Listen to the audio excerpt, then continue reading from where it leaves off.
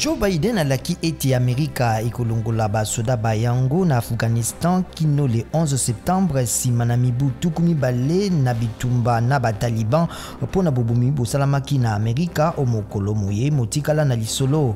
États-Unis ekufisi basoda nkoto mibale na nkama minei pe ba Afghanistan koto na nkoto pe bakufi.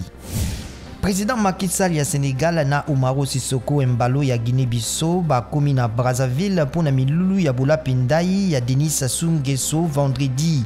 Cour constitutionnelle endimaki elonga ya Denis Sassou Nguesso na mapona mima le 21 mars na 88,40% pona kotikala na bokonzi.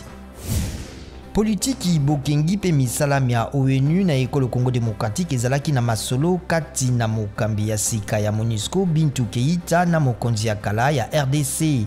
Joseph Kabila ayambaki Bintou Keïta lobi loleki na ferme ya Kashamata penine ya Lubumbashi.